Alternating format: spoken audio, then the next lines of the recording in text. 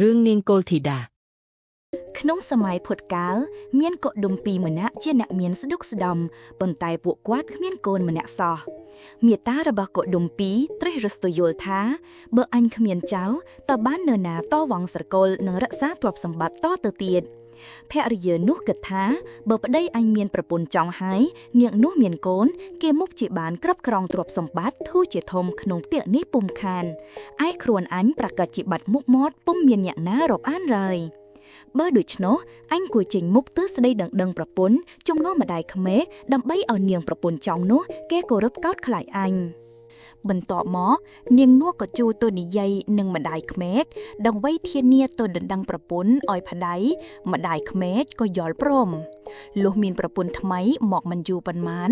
នាងប្រពន្ធចង់នោះក៏មានក៏បាននាងប្រពន្ធដើមដឹងដូច្នោះក៏ផ្សំថ្នាំលាយនឹងចំណុយឲ្យនាងនោះបរិភោគកូនដែលត្រូវតែនឹងចាប់កំណើតនៅក្នុងផ្ទៃនាងនោះក៏រលូតចេញមកមួយលើកជាពីរលើកលូលលើកទី3ឱសថដែលនាងប្រពន្ធដើមសំឲ្យនោះមិនត្រឹមតែធ្វើឲ្យអន្តរាយដល់ទារកទេថែមទាំងបណ្ដាលឲ្យមានគ្រោះថ្នាក់ដល់ជីវិតម្ដាយទៀតផងតែមុននឹងនាងប្រពន្ធចង់ស្លាប់នាងក៏ដឹងនៅសេចក្តីអន្តរាយនេះដែរមិនមានអ្នកណាក្រៅពីនាងប្រពន្ធដើមជាអ្នកធ្វើឡើយនាងមានកំណុំចង់ពៀនឹងនាងប្រពន្ធដើមហើយសច្ចាថានាងនេះចិត្តអាក្រក់ណាស់ហ៊ានសម្លាប់កូនអញមួយលើកជាពីរលើកនេះស្លាប់ដោយទាំងខ្លួនអញទៅទៀតដាត់បីសងកំណុំសុំឲ្យខ្ញុំកោតជាតិណានឹងបានស៊ីកូនវាវិញកំខានថាតែប៉ុណ្ណេះនាងនោះក៏ទទួលមរណភាពបាត់ទៅហើយក៏យកកំណើតជាសត្វឆ្មារីឯនាងប្រពន្ធដើមបន្ទាប់ពីស្លាប់បាត់បង់ជីវិតទៅក៏ចាប់កំណើតជាសត្វមួនមេមួននោះកាលបើបានពងចិនដាក់សម្បូរកាលណាសត្វឆ្មាទិស៊ីពងនោះអារលីង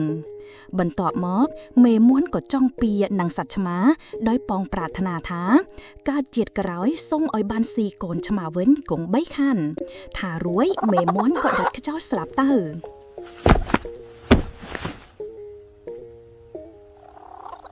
លុះជាតិបន្ទាប់មកទៀតឆ្មានោះក៏អន្ទោលជាតិជាមេមរឹកឯមេមួនចាប់កំណើតជាខ្លា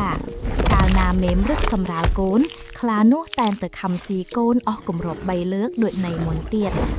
ជាតិបន្ទាប់មកទៀតខ្លានោះទៅកើតជាមនុស្សឈ្មោះនាងកុលធីតាឯមេមរឹកទៅកើតជាយក្ខិនីក្នុងពេលដែលនាងកុលធីតាមានកូនស្រាប់តែនាងយក្ខិនីនោះសុំធ្វើជាមិត្តមកសួរសុខទុក្ខហើយបន្លំចាប់កូននោះស៊ីលុះគម្រប់ហឺកទី3នាងកុលធីតានាំប្តីនិងកូនទៅងូតទឹកស្រះនៅពេលដែលនាងងូតទឹករួចហើយនាងក៏បីកូនអង្គុយចាំប្តីនាងចោលភ្នែកទៅឃើញយក្ខិនីដាវសម្ដៅមកពីចម្ងាយក៏យល់ថាច្បាស់ជាជួបនៅអន្តរាយភាពមិនខាន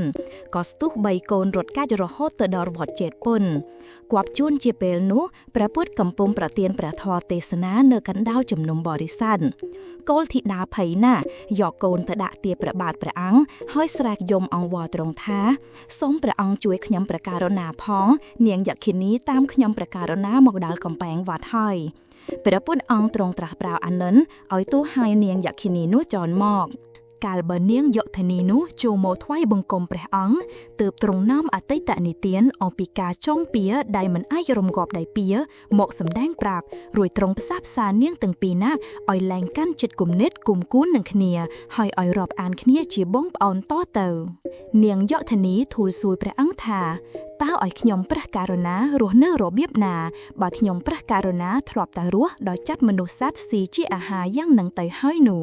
កាលនោះព្រះពុទ្ធអង្គទ្រង់ត្រាស់បង្គាប់ឲ្យនាងកុលធីតាយកនាងយក្ខិនីទៅចិញ្ចឹមព្រោះនាងយក្ខិនីនេះចេះមើលដំណើរទឹកភ្លៀងហេតុនេះបើនាងដឹងថាឆ្នាំនេះភ្លៀងតិចនាងយក្ខិនីបង្គាប់ឲ្យនាងកុលធីតាធ្វើស្រែជ្រៅហើយបើឆ្នាំណាមានភ្លៀងច្រើននាងយក្ខិនីបង្គាប់នាងកុលធីតាឲ្យធ្វើស្រែដីឆ្ពោះមិនយូរប៉ុន្មាននាងកុលធីតាក៏ទៅជាអ្នកមានទ្រព្យសម្បត្តិដោយសារតែធ្វើស្រែបានផលស្រូវច្រើន